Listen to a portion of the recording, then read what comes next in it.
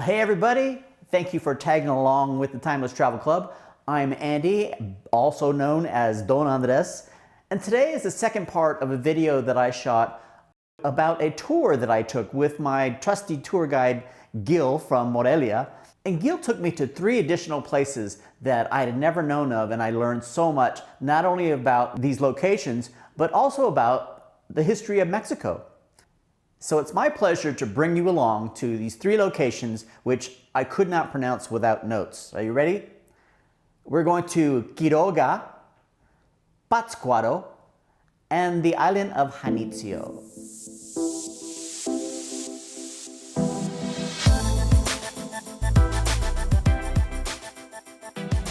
Bienvenidos, bienvenidos. Gracias, gracias. Ya nos estás cachando infragante, ¿verdad? Ya. Ok, un saludo. ¿Hasta dónde? California. A California, puros californianos, parientes, paisanos. ¿Sí? Vénganse ¿Usted? a las Carnitas, sí, ya tengo harta familia. En Los Ángeles, en Santa María y todo ese rumbo, por allá tenemos mucha gente. Un saludo para todos paisanos. Gracias, gracias. Vénganse a la vuelta, a dar su vuelta. A ver, bonitas aquí. Quiroga is almost 30 miles outside of Morelia, and the entire main street is lined up with shops where artisans come in and sell their crafts. It's like a street fair that you see on weekends, but this happens every day. Quiroga is also famous for, well, not only Quiroga, but the entire state of Michoacán is famous for its Carnitas, and that's what we had in Quiroga. The region around Quiroga is interesting because it has some scientific value, since this is the place where the youngest volcano is located. Now, this is the youngest volcano in the world. It sprang up in 1943 in the small town of, pardon me, Patzcuaro. A farmer saw his soil starting to bubble, and it turned out to be a brand new volcano. Who'd have thought? It finally became dormant in 1952. But ultimately, it changed the landscape. Another thing that I've never seen before was in Quiroga. I saw my first pitted banana. Bananas don't have pits, right? A pitted banana. I'm told that these bananas came from Uruapan, and this is close to where the volcano is, or was. You really can't eat these, only the very ripe ones I'm told you can eat, but nobody really told me that they actually eat them, so I'm thinking that it doesn't taste too well. But they use this for medicinal purposes. In fact, it's quite a novelty. These bananas were selling for 8 bananas for 100 pesos. And they're used primarily for medicinal purposes. They grind up not only the pit, but the banana itself. And I was shown liquids and oils and all these things that can have curing mechanisms. But it was quite interesting. I've never seen anything before like that in my life. Moving on from Quiroga, our next stop was in Pátzcuaro. Pátzcuaro has an interesting history to it. First of all, it was founded by Don Vasco de Quiroga, from the name of the city, right? Vasco de Quiroga came from Spain and was assigned this area. He was a priest, but you know how priests were back then. They yielded a lot of power. I never knew this, but we all would think that Mexico City is the epicenter, is the capital of Mexico. But before then, it was Pátzcuaro. So yes, the capital, New Spain, Pátzcuaro, until Don Vasco de Quiroga passed away in 1565. And it was then that the capital was moved to Valladolid, which is now named Morelia. And by the way, he was 90 years old when he passed. Pátzcuaro is now on the list of Pueblo Mágicos in Mexico. The church's facade is unique. I never realized this before, although I've seen it many times. The Franciscans, they believe that the front or the facade of the church should be designed after a look of the bow of a ship. Ornate but flat, and there were no church bells. Church bells didn't come for another century. When you look at an old church in Mexico, you're going to notice that there's kind of a mismatch there. There's the facade of the church, and then bingo, bango, there's a bell tower. Now, I didn't know this, but bell towers weren't allowed on the church itself way back in the day in the 1500s. The Franciscans didn't believe in this. There was a bell tower, but it was built separate from the church, as you can see is an example right here. There was also a structure that was separate from the church. Now the masses and all the events would take place in the church itself, but whenever there's like a rosary or prayers for somebody who's passed, typically priests weren't involved with those activities, so it was just the citizens of Pátzcuaro. This very modest structure is where that took place.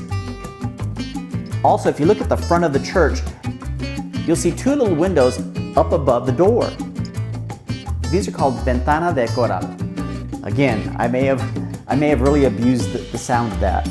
But way back in the 16th century, people weren't allowed to enter the church until the priests arrived. So we all know that there weren't church bells yet.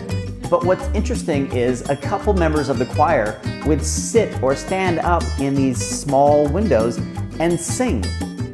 This would let the citizens in the town know that the priest has arrived and the congregation could now enter the church.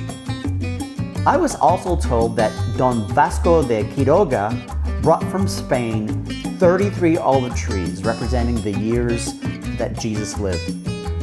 Would you believe that there are 29 still living? So from the markets of Quiroga to the beautifully historic churches in Pátzcuaro, on we went for a short drive to the boats that took us out to the island of Janitzio. So I started hearing this loud music and I thought, well, that's pretty cool. Someone had a band out here. Until I came to the realization the band was on my boat. At first I felt we can't get to the island fast enough.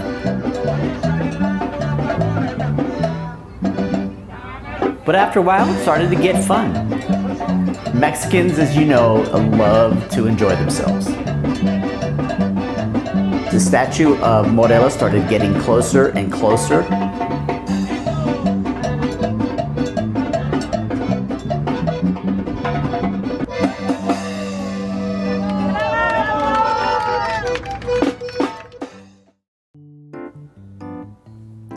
Once you step foot on the island, all the smells, the colors, the sounds just come at you.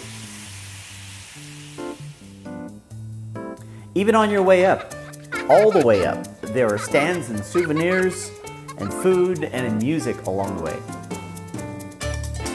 It's a pretty big statue, and even though it seems to be getting closer and closer, you still have a ways to go.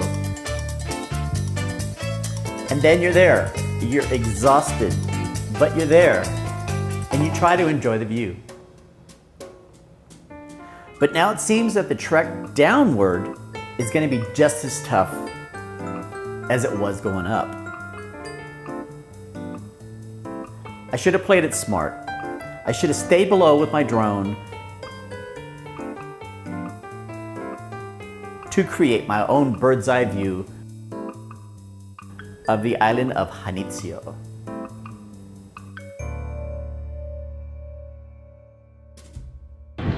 So last night I spent a good portion of the night in a Morelia hospital. It starts the day before yesterday. I took a tour to visit the island of Janitzio, and this is a place where you can climb to the top. You know, I saw a lot of little old ladies scampering here and there, and it really had an effect on my manhood. So if you're a man, what are you gonna do? That's what I did. I scampered all the way to the top. You know, I stopped here and there for breathers, but I came back and everything was good. Yesterday, I walked 3 blocks to have breakfast, and I was out of breath. The out of breath feeling never stopped. So I started becoming a little concerned. I got on the internet, and it said, even if you're not having chest pains, if you're short of breath, that could lead to... And then I called the Mexican 911. What an experience that was. It was a young lady who was the dispatcher, and she started asking me the typical questions, so I answered those questions pretty good because I knew what she was going to ask. Phone number, date of birth, my name, where I'm from, but she didn't let up. She didn't start, you know, when I start talking to friends that don't speak English, I change my tone a little bit. I slow things down. I usually don't use words that I know they won't understand. She did not. She just let a hail of the Spanish dictionary onto me, and I failed miserably. And you know, I really learned that how little I knew of the Spanish language when it comes to your life, because at this time I was short of breath for quite a while and I was getting quite worried. She kept asking me, is there anyone around that spoke Spanish? And I kept telling her, I'm in a house, I'm alone, there's not even traffic at the street that I'm on. So make a long story short, she hung up on me. Yes, hung up on me. No call back. I gave her my phone number 2 times and she never called back. So, you know, so I did what I do most cases when I'm in need to get somewhere. I called Uber, and he headed me on over to the nearest hospital, and man, was that a hospital. I tell you what, I walked up to the desk. It was like a hotel. They checked me in, and there was a doctor waiting for me. He hooked up the EKG, he checked my vitals, and he told me, you know what, in my opinion, this is a case of elevation sickness. He asked me where I was from, and I said, the Central California. And he knew. He says, desert. Yes?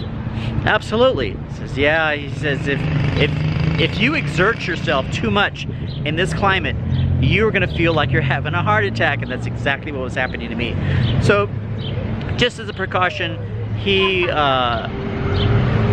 prescribed an inhaler for me and some pills just in case I started feeling a little more weighed down by the climate.